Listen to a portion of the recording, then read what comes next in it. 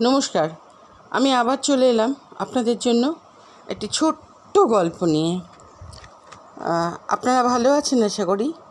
আমি ভালো আছি। বলি কী করে বলুন তো?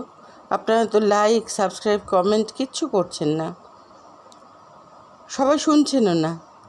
একটু শুনে দেখুন না, খুব খারাপ লাগবে না। স্কিপ না করে একটু শুনে দেখুন, আর দয়া করে লাইক, সাবস্ক্রাইব, কমেন্ট করে একটু পাশে থাকার চেষ্টা করুন। শুরু করছি আজকের গল্প, মা। দুদিন ধরে রোজ শ্মশানের সন্ন্যাসী ঠাকুর বাড়িতে আসছিলেন। জল বাতাসে দিতাম। মেয়েটার দিকে কেমন চোখে তাকাতো। আজ সন্ধে থেকে মেয়েটাকে পাচ্ছিলাম না। মনটা গাইছিল। কি মনে হতে শ্মশানের দিকে দৌড়াতে শুরু করলাম। যাওয়ার সময় মেয়ের বাপকে মাঠ থেকে ডেকে নিলাম। শ্মশানে পৌঁছে দেখি মেয়েটাকে গাছের সাথে বেঁধে রেখে পুজোয় বসেছে ঠাকুর। সামনে বলি কাঠ। শুনেছিলাম বটে ঠাকুর নরবলি দেয়।